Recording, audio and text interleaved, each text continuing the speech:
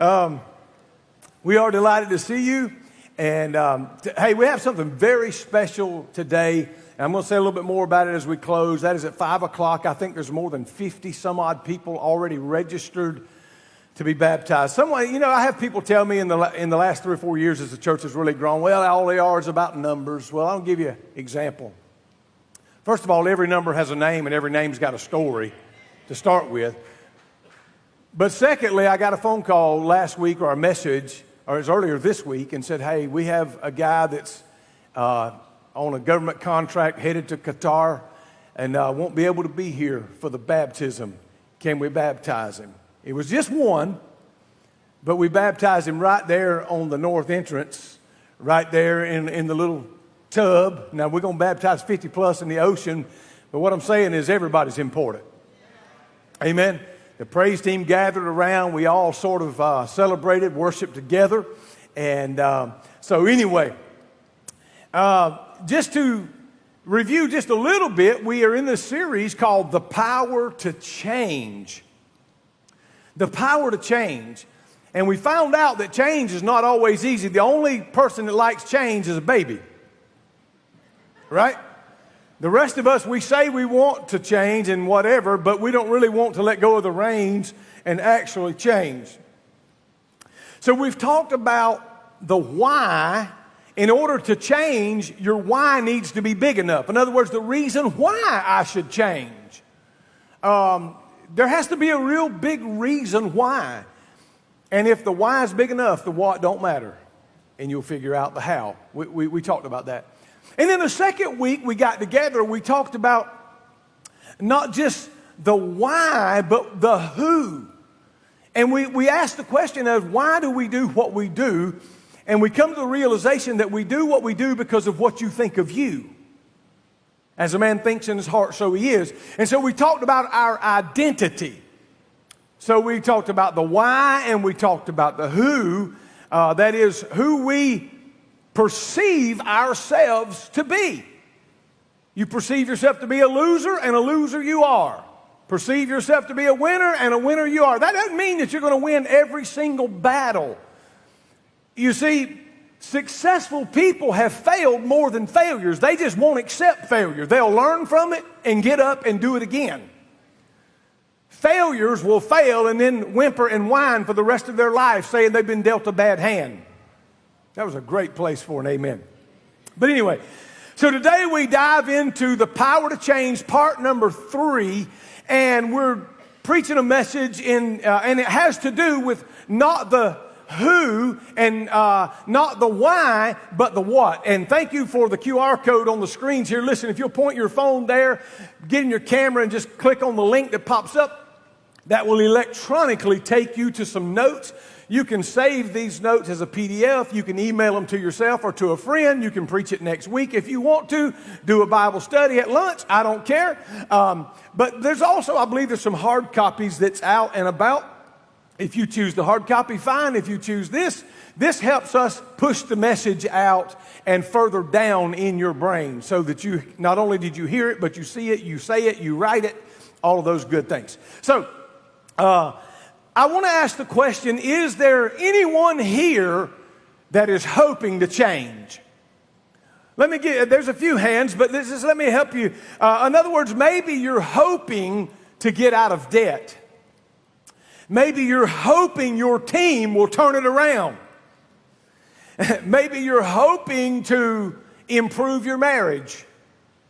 You're hoping to get a better grade. You're hoping to raise your credit score. You're hoping that you win the lottery.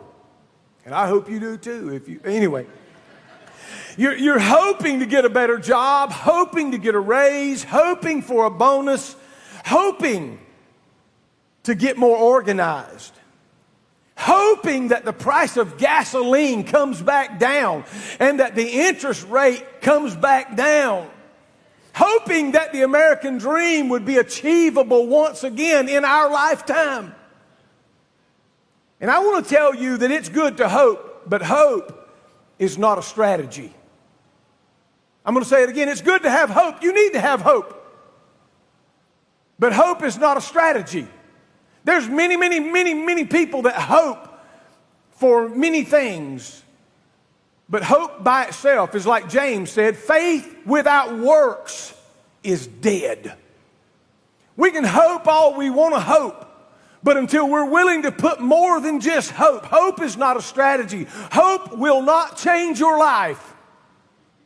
Habits will.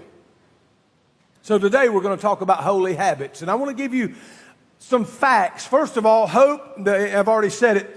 Number one there in your outline, hope will not change your life. Habits will. Let me give you an illustration here. Let me ask you, what did you do, say, last Wednesday morning? You may not know, but it's probably similar to what you did last Tuesday morning.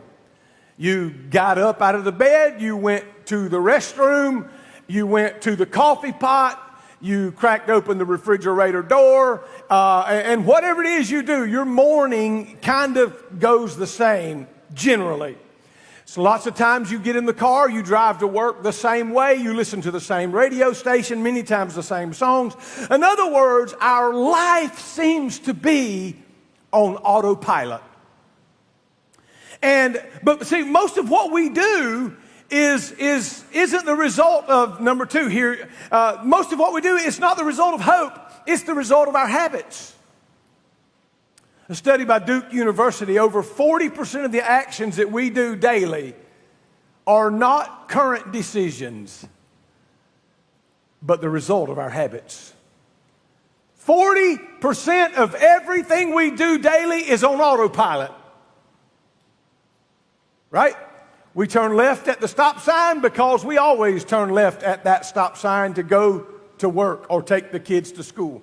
We put the Folgers or the Maxwell House in there every morning, yada, yada, yada, and so many things on autopilot. It's what they say, coaches refer to it as muscle memory. It's almost like me asking you, did you get a shower last night? What color wash rag or loofah or whatever latest craze of, and you're like, I don't know the name of the soap. I don't know the color of the loofah, but I do know I got a shower. You know what I'm saying? So you know that there's just certain things by muscle memory, you have done it. And so if you want to change your life, you have to change your habits. So let me make a few observations here. Number one, I want us to observe, number one, the power of one habit. The power of one habit. Now I want to look at a man by the name of Daniel. Daniel shows us one habit that he had. Now Daniel was a young man in Jerusalem when Nebuchadnezzar came. He was the king of Babylon, and they burned the city of Jerusalem, they destroyed the temple, and they took the brightest minds. Some of us wouldn't have to worry about being selected, right? But I said some of us, I didn't say. They took the brightest minds and deported them to Babylon. And they said, we will school them in Babylonian culture. We will school them in our government and what we do, and they will serve us. So Daniel goes there, and you can check this out in chapter 6. I'm just going to paraphrase it for you. But Nebuchadnezzar had come in, had pillaged Jerusalem, destroyed the temple, taken the golden goblets from the temple, taken all of the beautiful ornaments of the temple, chose the best of the young men, and deported them. And basically, so Daniel is a slave in a foreign country. He has no real chance. But Nebuchadnezzar dreams crazy dreams. You can find this in early parts of Daniel. He dreams crazy dreams, and he saw this tree that began to grow, and it grew into the heavens, and it was massive, and it had branches everywhere and leaves everywhere. And he didn't know what it meant, and he called the astrologers and the Chaldeans and the magicians and the soothsayers, and he told them their dream, and they could not understand the dream, and they called Daniel, and Daniel said, tell me your dream. And so he told him the dream. And I'm paraphrasing. You can check this out in chapter 2 at some point of Daniel. And he listened to it. And Daniel basically looked at the king and said, Nebuchadnezzar, he said, Your Majesty, I wish the dream was about someone else. And I wish I had a different interpretation for you, but I don't. He said, because that great tree you saw, not only did he see it flourishing, all of a sudden he saw the top, or not the top, it was cut all the way down to the stump. And Daniel looked at him and said, basically, you're full of yourself. Because he would walk up on the high rises that he had built. He'd look over his kingdom and he would say, look what I, Nebuchadnezzar, have done. Look what I have built. And he was so full of himself. He was so arrogant. Don't look at nobody, just look at me. So arrogant. The Bible said, I will cut you down to the ground. And he says, what God has done, he has sent you a message that you have said that you did this and you did that. And everything you have and everything you are is because of God. And he will hew you down to the ground, to a stump. He said, matter of fact, he said, your nails will grow like the claws of an eagle. And you'll dwell in the field with beasts and eat grass like an ox for 7 years. He literally, Nebuchadnezzar, lost his mind. And they ostracized him from the kingdom, if you will. So understand this. Now, after that period of time, he repented and basically he said Daniel's God is God because of him interpreting the dreams, and that brought great favor, and it elevated a little slave boy that had been taken from Jerusalem, and now he's in Babylon, and he has this authority now. It's almost reminiscent of Joseph who serves the Pharaoh, and he interprets his dreams, and God's using these guys. Let me tell you this, God can use you in a foreign land. God can use you anywhere.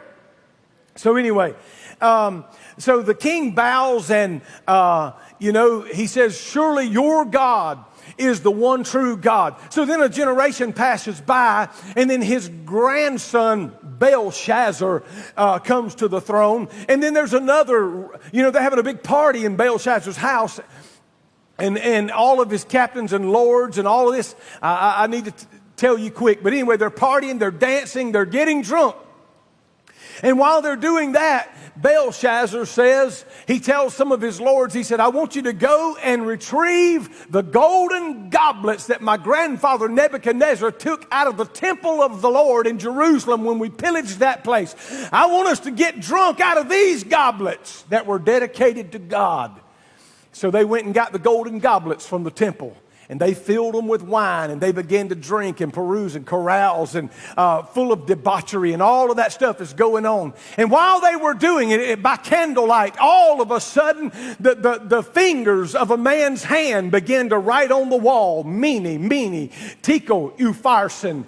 And they didn't know what it was. The Bible said they began to shake. Belshazzar's legs began to knock. His knees began to knock. And nobody knew what it meant. Mene, Tekel, Upharsin. And they said, somebody go get Daniel. He's an interpreter of dreams. Maybe he could read the writing on the wall. He comes and he looks at it. He said, can you read it? We'll give you all kind of this. He said, you can keep your gold. You can keep your gifts. He said, but here's what it means. Mene, Tekel, Upharsin. He said, thou hast been weighed in the balances and found wanting. Tonight thy kingdom shall come to an end. Belshazzar was murdered that night. You see, you've been weighed in the balances and found wanting. Your kingdom shall be divided to the Medes and the Persians. Darius the Mede and Cyrus the Persian. And that night he was killed. So I want to tell you something. You can mock God all you want to, but there'll be a payday someday. Now, I'm still trying to talk. I wanted to give you a little bit of background. So we've talked about the why we do what we do. We talked about who that is. And now today we're talking about the what we do. And I'm talking particularly about right now this one habit that Daniel had. So now we've moved forward, Nebuchadnezzar, and then skip a generation. Then there was Belshazzar. He interpreted dreams for Nebuchadnezzar and Belshazzar. They all come to pass. And now the kingdom has left the Babylonians, and the Medes are now in charge. The Median Empire led by Darius. Darius really liked Daniel. He liked him. They were friends. Darius was 62 years old when he came to the throne. And for some reason he had an affection for Daniel and he liked him. But but the other men in the kingdom, the other satraps, if you will, the other officers of the court were jealous of Daniel, and they were jealous of his relationship with the king, etc., etc. So this is where we go from here. And they started plotting to find a reason to get rid of him. Now, how many of you know, in this cutthroat world we live in, and it didn't just happen, it was happening back then, when people don't like you, they set out to get you. Right? And that's what they've done. And notice what they said here in verse 5 of Daniel 6. Finally, these men said, we'll never find any basis for charges, finding grounds for accusing Daniel. If we do it, it'll be in connection with the rules of his religion. You see, because, so the administrators and the high officers went to the king and said, long live Darius. Long live Darius. He says, we're all in agreement, we administrators, officials, high officers, advisors, and governors, that the king should make a law that would be strictly enforced and give orders for the next 30 days that any person who prays to anyone, divine or human, except to you, your majesty, will be thrown into the den of lions. And now, your majesty, issue and sign the law so that it cannot be changed, an official law of the Medes and the Persians that cannot be revoked. So Darius signed the law. But when Daniel learned that the law had been signed, now before I go further, let me say this. These men were setting the king up. The king liked Daniel, and they come to him and said, hey, if anybody worships anyone other than you, O king, your majesty, we want to be thrown in the lion's den. And he thinks that his men are really wanting to bring honor to him. He don't know that they are setting up his good friend Daniel. And so he went home and he knelt. This is Daniel. He went home and watch this. Knelt down as what? As what? As usual in his upstairs room with his window open towards Jerusalem, and he prayed 3 times a day, just as he had always done, giving thanks to God. So, in other words, this was his usual practice. It is what he always did 3 times a day. It was his habit to pray. Is anybody with me? And I want you to see the power of one habit. Now, he's going to go through the fire. Don't get me wrong. So he knows it's been signed. It doesn't matter to him. He don't have any angst against it. It's not personal against Darius, the king. He's not trying to be disrespectful. But he goes back to his window, raises it up, kneels down, and prays like he does every day of his life, morning, noon, and night. He prayed like he'd always done. He didn't change his habit. And they knew he was going to go pray. And so they hid out in the bushes just to look and see, is he going to go to that window and pray today after the king has already signed this? Sure enough, somebody was there with an iPhone. Bam! And they got him. And they took it back.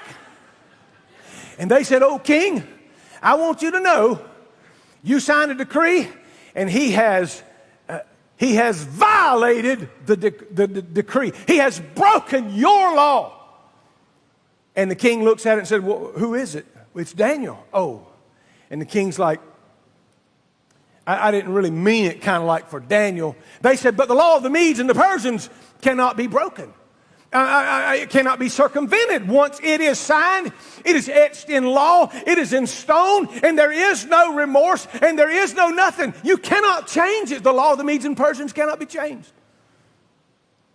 They had backed him into a corner. He said, so be it. So they went and got Daniel. They opened up the den of lions. Man, I got a picture. I don't know if y'all got that picture or not, but I had one, I thought. But it was a picture of a man in a den of lions with 8 or 10 lions all around him. And there he is praying. He's looking up. Lions looking on. And let me just say this. They threw him in there. And the Bible says the lions never touched him. Now, that night, Darius went back to his palace and had a prayer meeting all night long. You can read all this in chapter 6 of Daniel after church. And he prayed to God all night. He got a hold of God all night. And the first light, he got up and he ran to the den of lions. And he got there. And guess who met him there? They come to see, an empty lion's den. And he got there and he hollers and says, "Oh, Daniel, was your God able to deliver you?" And Daniel said, "Yes, your majesty. I'm still here. My God has delivered me." And if you spent a night in the den of lions and they didn't eat you, you get out. And so they throw down a rope and they get him out. And now the king is so frustrated with all of these nut jobs that set his friend up. And he ordered all of them to be thrown in there. And the Bible said they threw them in there and they were rent asunder, torn apart before they barely even touched the bottom. God had taken away the appetite of fierce, ferocious, hungry lions. Why? Because of one small habit called prayer. The power of one small habit. Don't you ever underestimate the power of prayer. He prayed. And prayer allowed him intimacy with God. He prayed, and prayer allowed him to have the consolation of God's voice that says, "I'll go with you." Prayer gave him the courage to stand in the face of opposition and to stand and not cower down. Prayer gave him the power to overcome temptation. Number 5, don't ever underestimate how God can start something big through one small habit. The Old Testament prophet said, "Don't despise the day of small things." I remember coming to about 19 people. Don't despise the day of small things, because God starts it, I want to tell you something. You say, "Well, I'm just starting on my journey. I can't run but a half a mile." Let me tell you this, every marathon runner has to run the first half mile. Are you with me? I remember when I first started skydiving, I had 17 jumps, and I remember talking to Glenn Bangs, who had jumped with President Bush Sr. 3 times, and I was saying, "Man, I ain't got but 17 jumps." He said, "Let me tell you, Mike, all of us at one time had 17 jumps. He had at that time 7,000, but you understand. What I'm saying is, don't you despise the day of small things. Let me move on. So that we can review real quick. We talked about spiritual why, the purpose or the reason. The why is big enough, the what don't matter, and you'll figure out how. Till we talked about who and why you do what you do. You do what you do because of what you think of you. And today we're talking about your spiritual what. In other words, the what is what do we do? Our habits. So we're talking about holy habits. The action step is this. What is the one habit based on who you are, your why, your identity, your who? But what is one habit based on your identity and because of your purpose? In other words, why you live, why God has you here. So one habit based on your who and your why. What is one habit that you could start this week? Think about it. What is one habit you could start this week? It don't have to be a big habit. It can be a small habit. It might be I'm going to pray for 5 minutes or 2 minutes. I don't know. I'm going to read my Bible before watching TV. I'm going to read my Bible at lunch before I check Instagram or Facebook or TikTok or whatever. Or maybe I'm going to pray with the kids before we leave for school. I'm going to start appreciating people, and I'm going to let them know that I appreciate. I'm going to start being a positive person, and I'm going to see the good in every situation, no matter how bad it is. I'm going to look for the good, because you find what you're looking for. A buzzard flies over the desert, and he finds a rotting carcass. But a bee can find sweet nectar. A hummingbird. You understand? You find what you're looking for. So I'm going to start spending some quality time. It might be, I'm going to spend some quality time with my kids. In other words, I'm going to go tomorrow and schedule a vacation. A real vacation. Not a vacation where I do a side job to make more money, to do whatever. No. But I'm going to be with my family. Maybe it's I'm going to do a project with my family or friends. Maybe I'm going to organize my life. I need to get into that. I got to do a little better job there. I'm going to make my church a priority. My relationship with God a priority. See, because many in this world today don't. Here's what the Word says in Hebrews 10:25. Let us not neglect meeting together as some have made it a habit.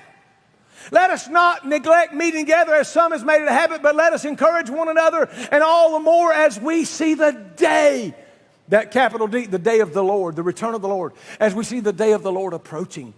So that brings us to a question on your outline. How do I create a new habit? How do I do it? Well, number one, you have to make it obvious. You got to make it obvious. In other words, here's a habit loop. And I may have a slide for this, but a habit loop has to do with a cue, a craving, a response, and a reward. If you could think of a clock, and 12 o'clock is a cue, and 3 o'clock is a craving, 6 o'clock is a response, 9 o'clock is a reward. Can you see that with me? There's a cue, there's a craving, there's a response, and then there's a reward. So let me help you. What does a cue do? I'll give you an example. I have a dog named Macy. She weighs 85 pounds, and she's massive. She's a Labradoodle. And she loves kids, and she loves to walk. And she protests me putting on my shoes every day of her life. She's 5 years old in November, and not one day has ever passed, including this morning when I grabbed the shoehorn and walked to the couch, and she got off of the bed where she was sleeping sound, but she knew I picked my shoes up. And I looked at her this morning, and I said, Macy, for 5 years, I have never quit putting on my shoes because you protest, but here you are. And she did. She barked at me the whole time, and she nudges me and tries to grab my socks or my shoes and run off. I said, never one time have I not finished putting on my socks and shoes and leave because you protest, but she never gives up. She's 5 in November, and that's what she does. But I don't know what the cue for her was. Maybe she heard me grab my shoes. But something said, get off the bed and go check it out. He's trying to leave. A cue for her is Kelly and I can grab her leash, and I don't care where she's at, she's going to hear the little jingle. And if it's on a hook or if it's down in the basket up underneath where we hang jackets by the door, as soon as that leash jingles, here she comes, man. She's wide awake and ready to go. And I'll hook it on to her collar and lay it across her, and she'll stand there for 30 minutes. I could go in the backyard, I could feed the birds, or whatever I'm going to do. She'll be standing right there looking at the door, ready to go. The cue was, I heard my leash, and I'm about to go walking. And she knows it. So you got to do certain things. So here's some cues, like for me. Some of the things that I will do, like if I'm going to ride the bike in the morning, because let me tell you this. First of all, I need to tell somebody. Because it holds me accountable, because hitting that snooze button is so easier if I ain't told nobody. Nobody's responded. Ain't nobody expecting me to be at the church to ride 30 miles. I might just hit snooze. But normally I'll go ahead and lay out the water bottles. I'll lay out my riding clothes. I've charged the radar, and everything's laid on the counter. It's a cue. It's a cue. It's reminding me that when I go to bed in the first thing in the morning, before anything, I'm gonna spend this time on do this. So make yourself a cue.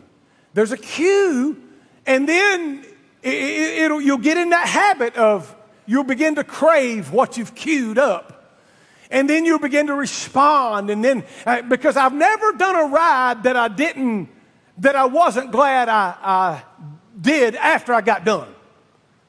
Now, there's times I thought I was going to die when I was riding. There's times I was like, oh, my Lord. I almost called Josh one day to come get me on exit 1. I don't know. I just didn't eat right or something. It started pouring down rain. I'm thinking, man, the rack is on the truck. Just call Josh. Tell him to step out of the office and come get you. But I pushed on. I got to the office, man. I thought I was going to die. But that's rare. Most of the time, I feel great. I'm glad I got it behind me. You know, it's like going to the gym. You're glad you win after you get back. But man, talking yourself into going sometimes rough. I got to move on. So one more of these, and then I can walk out in my backyard, and if I whistle really loud, the birds know it's time to eat. I like to let them out, and I had 20 of them flying the other day, and I just crack down on a whistle after they've been flying about 45 minutes, and they start diving toward the loft.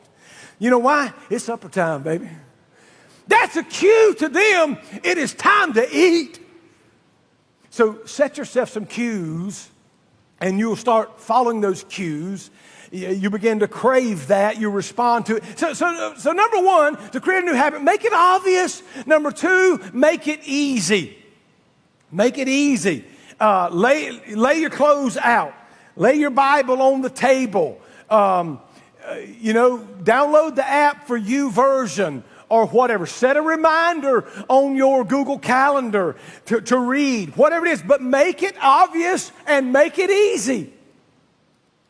David Allen said in his book, Getting Things Done, that you need to create a 2-minute rule.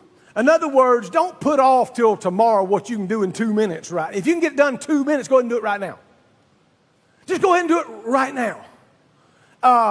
There's so many times we pass over things and in other words, if I got to walk from my bedroom to the walk-in closet and I'm already going to pass by the toothbrush, go ahead and brush my teeth on the way. Don't, you know what I'm saying? Don't pass 10 times and then go to the den, got to come back. If you can do something in 2 minutes, go ahead and get it done. Just do it now. James Clear wrote in his book, Atomic Habits, a great book, I just read it. He expanded the idea and he said, if you're going to try to start journaling, just say, I'm just going to write one sentence. And just write one sentence. How hard is that? One sentence. Maybe it's going to be, I'm going to pray with my spouse. That's not too hard to do. You can grab hands and you can pray. Maybe it's, I'm going to start exercising. Listen, nothing says you got to bench press 400 pounds. I mean, it might be just bench pressing 80 pounds one time. Just do something to start. Ride 1 mile. As I said, in order to ride 30, you got to ride the first one. And then number three, not only do you make it obvious and make it easy, number three is you stack the habit. Let me help you understand stacking the habit. In other words, I will do blank after I blank. Let me give you an example. When I get up, I will pray after I go to the bathroom. So it's in your mind, in your psyche. I get up, I go to the restroom, I go to the den and pray. I will read my devotion after I eat breakfast. So I've eaten breakfast, and then I'm going to stop by the office. I'm going to kneel, and I'm going to pray. Or I will pray over my kids after they eat breakfast. Or I will read my Bible story to the kids before they go to bed. So they get a bath or whatever. It's story time. We read them a Bible story. We pray, and they go to bed. Stacking those habits up. So the spiritual who, the spiritual why, and now we're talking about the spiritual what. Notice this, 1 Timothy 4:8 says, physical training is good, but training for godliness is much better, promising benefits in this life and in the life to come. Physical training is good. If you can bench press 400, praise God. But training for godliness is much better and promising benefits in this life and in the life to come. Now, I need to try to close this, but let me just say this. Hope is not a strategy. Hoping to change will not change your life. Habits will change your life. Hope will get you started, but habits will keep you going. Based on who and why, what is the one small habit that you're going to start today? See, don't despise the day of small things, Zechariah said. And listen, a person who is disciplined, they're going to serve Jesus with intentionality. Do you hear me? A person who is disciplined is going to serve Jesus with intentionality. In other words, it's not just happenstance. Did you know we're not going to just happen to baptize 55 people today? We've been very intentional about telling people that accepted Jesus Christ as their Lord and Savior that you need to be baptized, publicly dunked under the water, showing your death and resurrection to newness of life in the power of Christ Jesus. It is a testimony to the world of what has happened in your life. We've been intentional about talking to people about that. We intentionally put up a registration. We intentionally announced it. And let me say this, you have to do some things intentionally, on purpose. That's why you do it. So if you're not intentional about it, it's just not going to happen. If things, you see, so who are you and what we have are a reflection. Let me say this again slowly. Who we are and what we have is a reflection of the habits that we have created in our life. Who we are and what we have.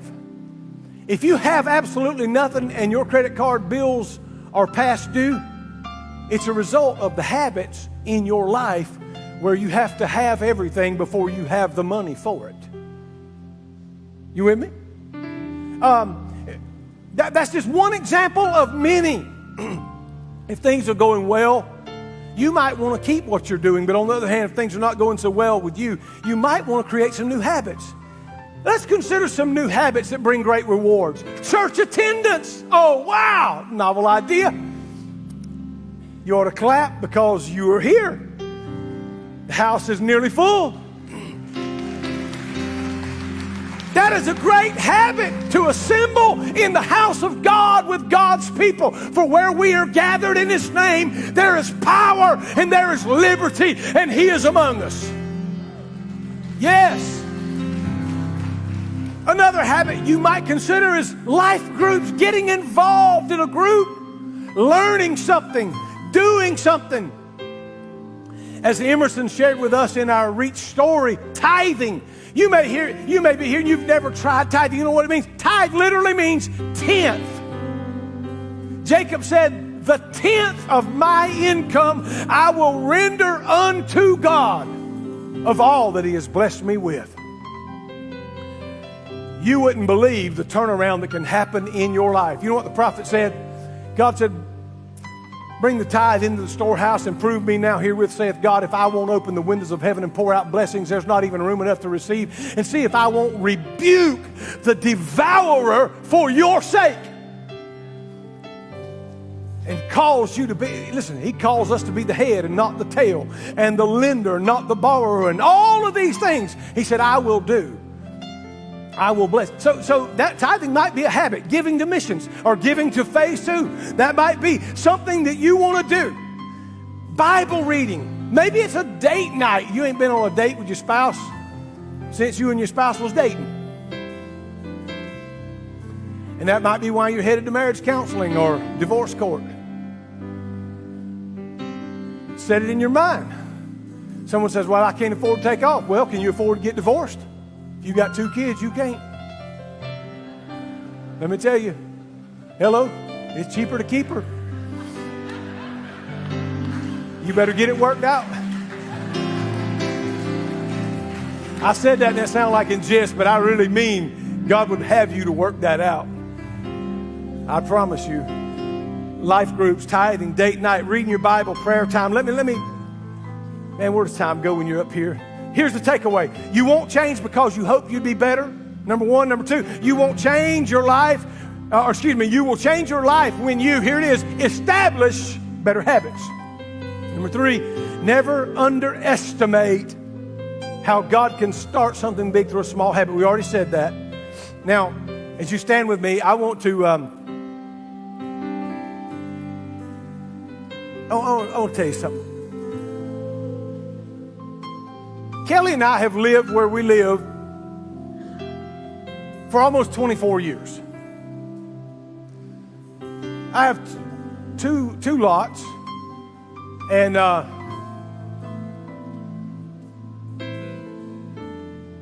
there has been the vast majority of what we have, and it's not just acres and acres, it's like an acre.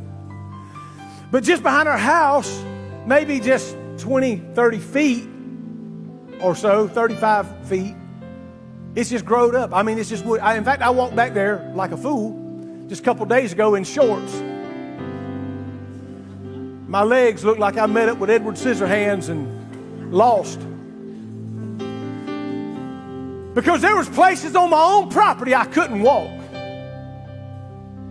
I couldn't go because it's just so thick. I mean, those vines and the palmettos, and I mean, it's just so thick.